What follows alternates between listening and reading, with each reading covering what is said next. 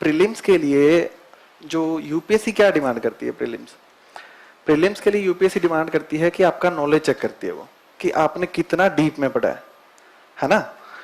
तो जब हम कोई सब्जेक्ट को पढ़ते हैं, जैसे हमने हिस्ट्री उठा लिया, तो हिस्ट्री में 3 पोर्शन होते हैं, एंशिएंट, मिडाइवल और मॉडर्न। तो आप उसमें कितना डीप में पढ़ते हैं, ये नहीं कि आपने फैक्ट कितने रटे हैं, आपने चीजों की समझ कितनी है और उसके साथ में फैक्ट्स, ये 2 चीजें हैं वो यूपीएससी डिमांड करती है प्रीलिम्स के लिए। वैसे अगर पूरे सिलेबस की बात करें ना, तो प्रीलिम्स और मेंस दोनों एक साथ करने चाहिए, क्योंकि ऐसा नहीं है कि प्रीलिम्स को एक अलग पोर्शन है फिर मेंस अपन अलग तैयार कर रहे हैं, ये नहीं होना चाहिए। प्रीलिम्स और मेंस का कंबाइंड तैयार करना चाहिए। जैसे बहुत सारे टॉपिक, इकोनॉमिक्स है, प्रीलिम्स मेंस का सेम है, वैसे ही ज्योग्राफी है, प्रीलिम्स मेंस का सेम है, साइंस तक में बहुत सारे पोर्शन सेम है। तो हमें क्या करना होता है कि हमें सबसे पहले बेसिक चीजें करनी होती है, history, geography, political science, science tech, environment and ecology, prelims में काफी पोर्शन है ना एनवायरनमेंट का, तो ये सारी चीजें हमें करनी पड़ती है। तो उसके लिए सबसे पहले हमें करनी पड़ती है स्टैंडर्ड बुक्स। स्टैंडर्ड बुक्स जैसे सबसे पहले बताते हैं लोग एनसीईआरटी का, मैं पर्सनली बता रहा हूँ, मैंने सिर्फ एनसीईआरटी पढ़ी थी हिस्ट्री के लिए, जैसे पॉलिटिकल साइंस के लिए, ज्योग्राफी के लिए 6 से 12।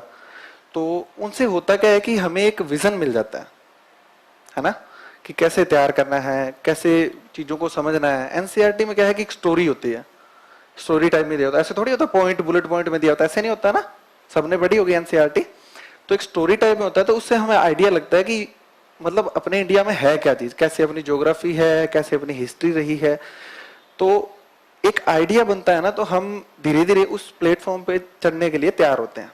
और जैसे हम दूसरी रीडिंग मारेंगे हमें नई चीजें मिलेगी, तीसरी रीडिंग मारेंगे नई चीजें मिलेगी। तो हमें करना क्या होता है, जो एनसीईआरटी है उनको बार बार पढ़ना होता है, ठीक है। फिर आपको कोचिंग से नोट्स मिलते हैं, नोट्स में एनसीईआरटी इंक्लूड करके देते हैं, है ना, ये ध्यान रखते हैं कि एनसीईआरटी का जो पोर्शन है ना वो इसमें इंक्लूड हो। तो आपको ये भी करना होता है, एनसीईआरटी भी पढ़नी होती है, फिर आपका ऑप्शनल भी होता है, फिर आपके इतने सारे सब्जेक्ट हैं। तो सबसे बड़ा जो क्वेश्चन मेरे पास आता है कि भैया हम तैयार कैसे करें, इतना सारा, बहुत सारा सिलेबस होता है ना। तो आपको क्या करना है कि जब आप तैयारी स्टार्ट करें ना, तो सबसे पहले प्रीलिम्स का मत सोचिए, सबसे पहले सोचना आपको मेंस का। एक तो आपको मेंस का सिलेबस पूरा पता होना चाहिए कि कैसे है, मतलब पेपर फर्स्ट में क्या है, एक एक लाइन पता होनी चाहिए। क्योंकि जितने भी टॉपर्स हैं, मैंने जितनों से बात की है, मैंने खुद ने भी पूरा सिलेबस याद था मेरे को। तो हमें क्या पता होता है कि सिलेबस में है क्या चीज। अब पूरा सिलेबस ही पता नहीं होगा और हम लगे पड़े हैं कि ये करने ये करने। जैसे आर्ट एंड कल्चर है, मैं आपको बताता हूँ, आर्ट एंड कल्चर में सिलेबस में लिखा हुआ है कि वेरियस आर्ट्स, लेकिन उसके साथ में आर्किटेक्चर और जो साहित्य है ना उस पर ज्यादा फोकस किया हुआ है। तो ये दोनों जो पिलर है ना वो हमारे बहुत अच्छे से तैयार होने चाहिए, है ना। तो इसके बाद में हम जैसे तैयार करते हैं, अब प्रीलिम्स की लग गए आप, तो प्रीलिम्स में सिर्फ ऑब्जेक्टिव क्वेश्चन को सॉल्व करने पे फोकस नहीं होना चाहिए, क्योंकि प्रीलिम्स का पेपर आ रहा है ना वो ओपिनियन बेस्ड आ रहा है। इस बार का पेपर देखा होगा आपने, इस बार के पेपर में ओपिनियन बेस्ड क्वेश्चन थे। अगर आपको आता है तो आता है, जैसे एक क्वेश्चन था,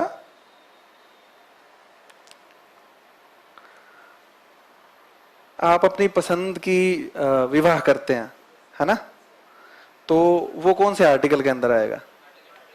हाँ, तो उसमें ये डाउट था लोगों को कि आर्टिकल 19 भी है, क्योंकि अभिव्यक्ति की स्वतंत्रता है, और आर्टिकल 21 है जीवन जीने का अधिकार। तो बहुत से लोगों ने सोचा कि यार जीवन जीने का अधिकार कैसे होगा, लेकिन आर्टिकल 21 में है गरिमापूर्ण जीवन जीने का अधिकार, है ना।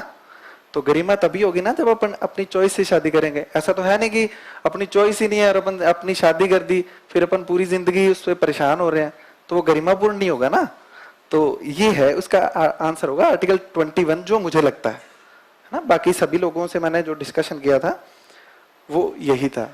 तो इस तरीके से ओपिनियन बेस्ड क्वेश्चन आते हैं, तो वो मेंस की तैयारी में ही आपके कवर होते हैं। तो सबसे पहले आपको बुक लिस्ट के बारे में मैं बताऊंगा। जैसे हिस्ट्री के लिए मैंने 3 एनसीईआरटी पढ़ी थी ओल्ड वाली, उसके अलावा जैसे मॉडर्न इंडिया का पोर्शन था वो कुछ मतलब जो स्पेक्ट्रम से या कुछ इन सब चीजों से जो थोड़ा सा जिसमें फैक्चुअल डिमांड करते हैं उनसे तैयारी की थी। और उसके बाद में प्रीलिम्स में आता है अपने ज्योग्राफी का पोर्शन, उसके लिए एनसीईआरटी की थी, साथ में कुछ यूट्यूब से लेक्चर जैसे मुरनाल के लेक्चर हैं वो सब मैंने किए थे।